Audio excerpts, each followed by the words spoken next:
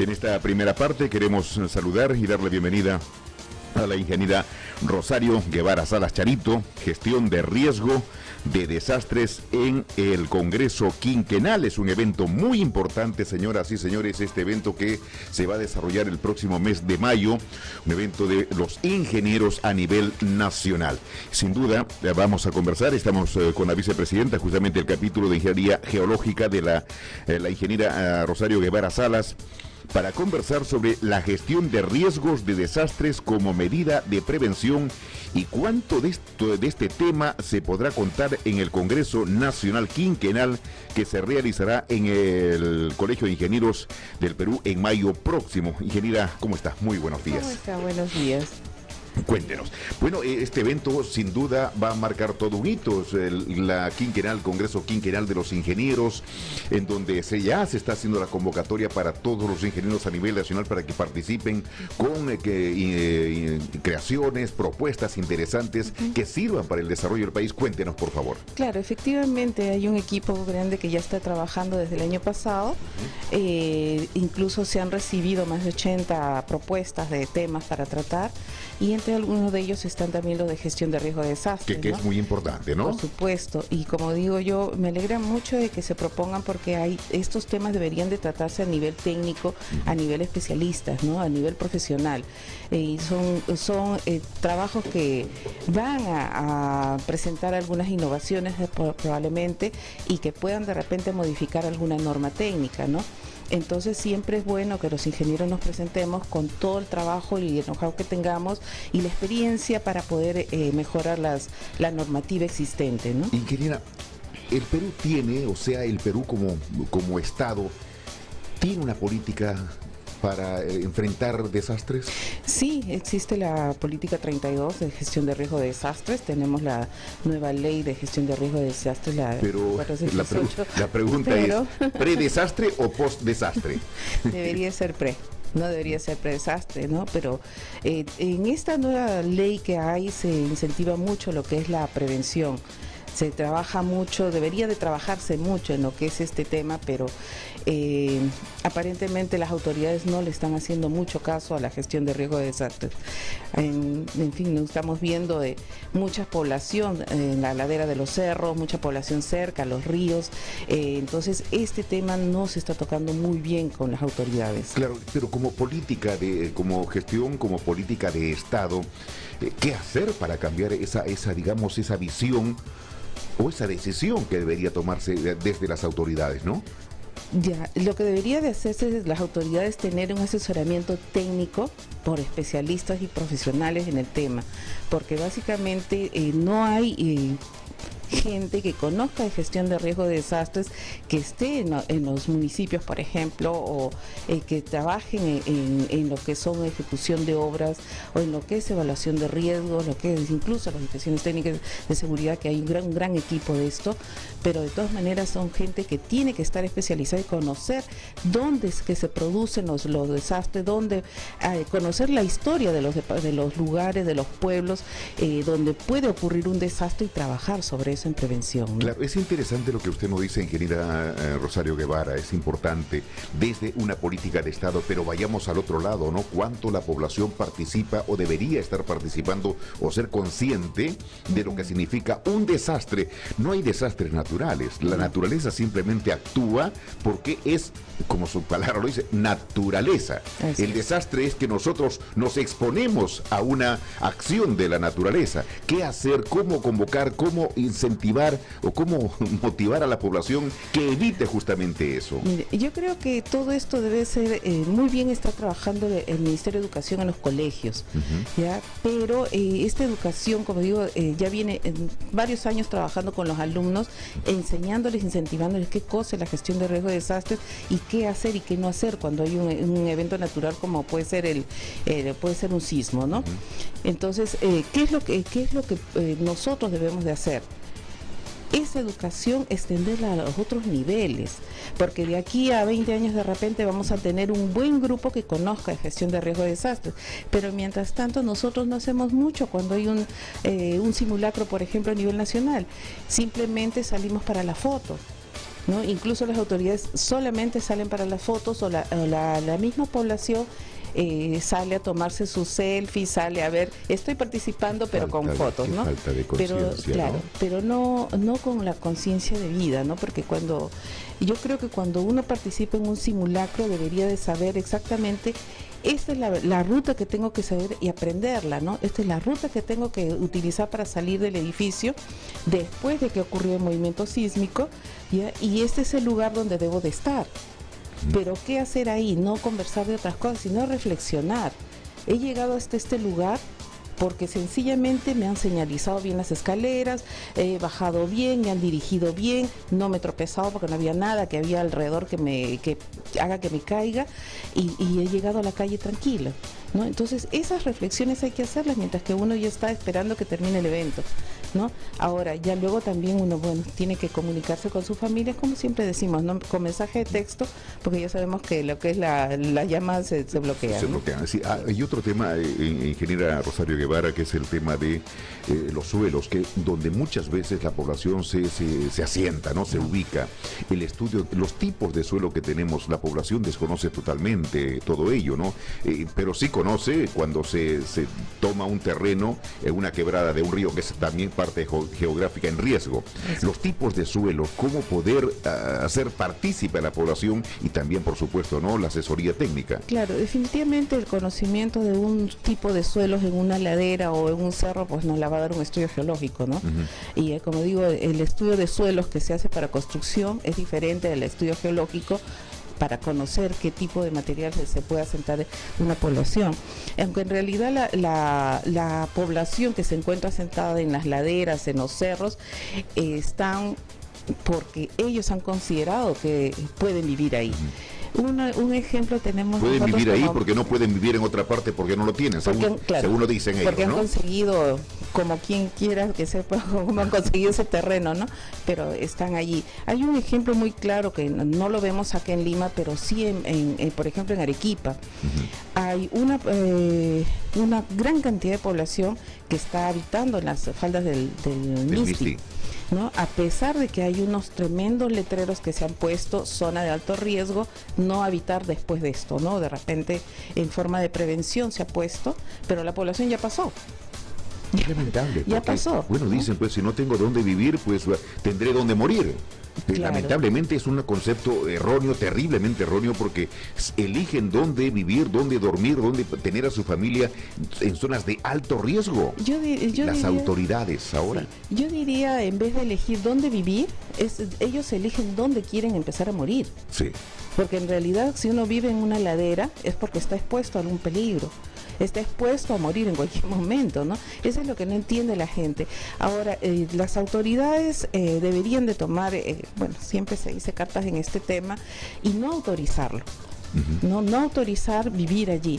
Pero ¿qué pasa? ¿No? Puede haber un alcalde que diga, ¿sabe qué? Hasta aquí nada más, como en el caso que les comento de Arequipa, hasta esta zona pueden vivir. Pero ¿qué hace la población?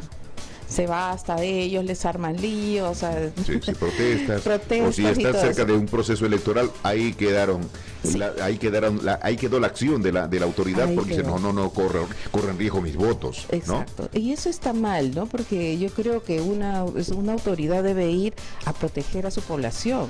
Si los van a elegir, pues hay que elegirlos también sabiendo que van a protegerlos, no ponerlos en un sitio de alto riesgo. ¿Con qué dispositivos, ingeniera Rosario Guevara, con qué dispositivos que realiza la gestión de riesgos a nivel de defensa civil y los estamentos correspondientes? Defensa civil, por el papel de defensa civil. Ya, bueno, cuando se dio esta nueva ley cambió incluso la terminología, ¿no? Ya no se habla mucho de lo que es defensa civil, sino de lo que es gestión de riesgos de desastre.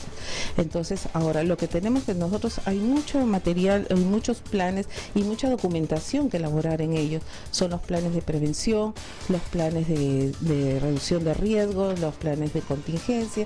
Hay que hacer un montón de documentos que al final de cuentas nos va a servir para poder trabajar con la población y, como yo digo, no salvar vidas.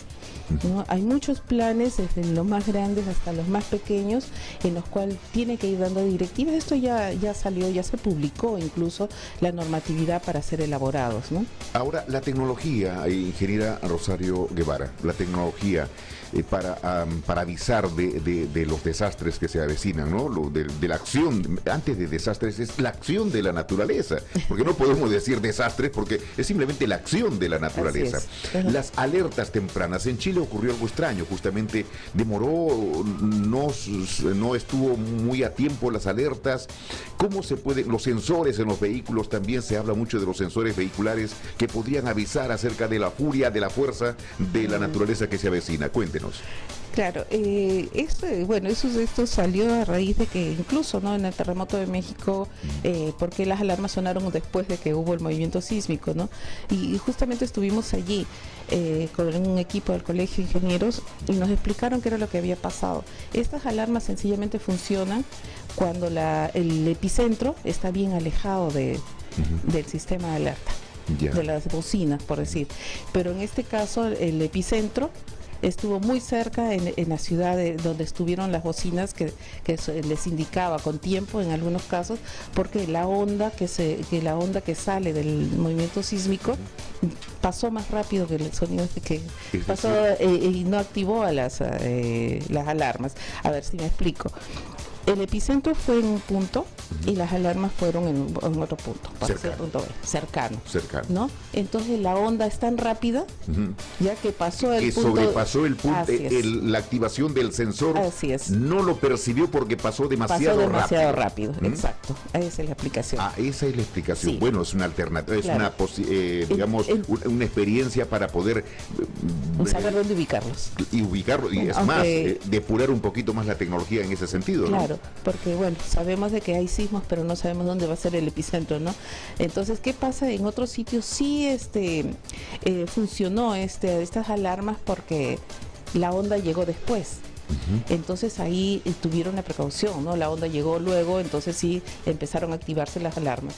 Pero cuando la alarma está muy cerca al epicentro, realmente no funciona mucho. Bueno, se dice que la tecnología está sobrepasando la potencialidad humana e incluso también las reacciones animales, ¿no? Los animales tienen una capacidad de reacción que se antepone a lo que viene como una manifestación de la naturaleza. Vuelan los pájaros, los animales están inquietos, los animales de corral están inquietos, los perros ladran. Es decir, ¿qué podríamos rescatar en ese sentido, no? Hay diría mucha información dispersa sobre este tipo de temas, ¿no?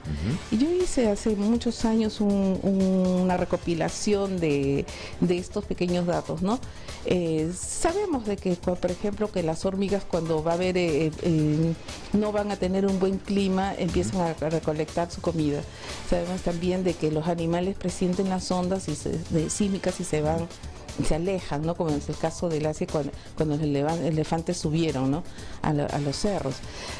Hay una información muy bonita que yo en alguna oportunidad tuve la oportunidad de ver que hicieron en Bolivia sobre, por ejemplo, ¿no?, si va a haber sequía, los peces ponen sus huevitos muy cerca al agua. A veces en los cauces de los ríos, muy cerca al agua, y todavía tienen peces en los ríos. Y cuando va a haber abundancia de agua, los ponen a la mitad de la ribera. Qué curioso, ¿no? Entonces, uno se preguntaría, ¿cómo lo saben? ¿Qué instinto los induce a esa preservación? Claro, realmente es algo que es muy impresionante verlo, ¿no? Hay que confirmarlo.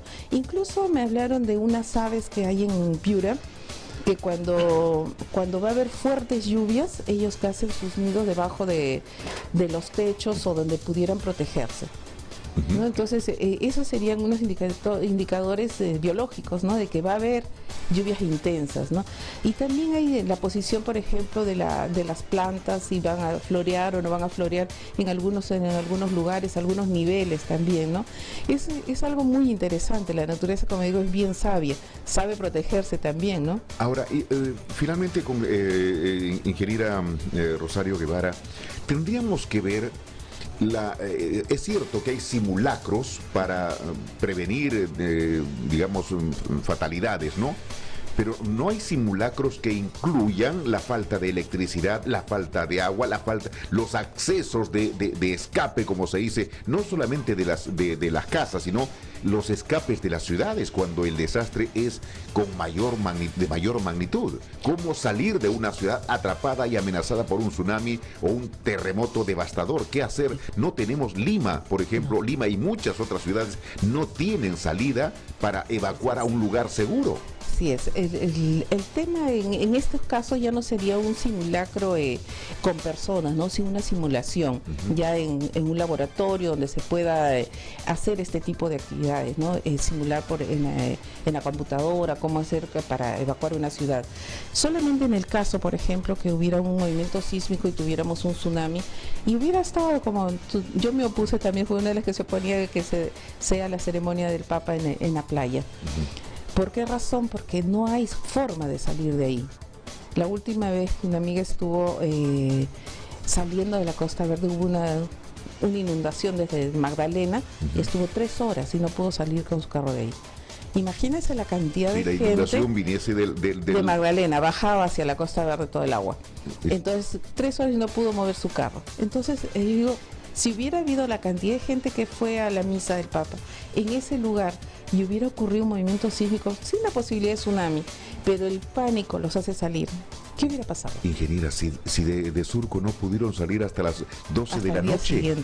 Exacto. Sí, no pudieron salir, la gente no hallaba cómo salir, no tenía cómo salir, no había escape, sino caminos de carretera, caminos, calles para salir. Bueno. Lo que dijo un policía era de que tal cantidad de gente había salido, o sea, simultáneamente, que habían bloqueado las pistas. Ingeniera Rosario Guevara, creo que hay mucho por hacer y mucho por trabajar en lo que es prevención, una política de Estado para evitar los desastres. Reiteramos que no son los desastres, mucho se habla de desastres naturales, pero creo que no combina la palabra, ¿no? Porque la naturaleza simplemente actúa porque es la naturaleza. Así es. Sí, y los desastres son a los que nosotros nos exponemos para que la naturaleza actúe. Claro, nosotros le damos la incomodamos, como digo, a la naturaleza y ella actúa. ¿No? Nosotros nos ubicamos en las zonas de alto riesgo, cortamos los cerros, ¿no?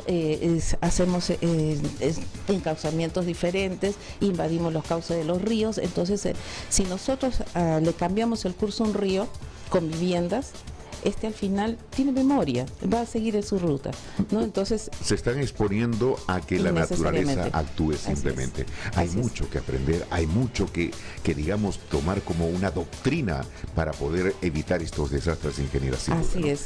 Así Bien. es. Muchas gracias, ingeniera Rosario Guevara, gracias por estar con nosotros y creo que, amigos oyentes, todos, una política de Estado no solamente, sino también de la misma población para evitar estas desgracias. Gracias. Así es.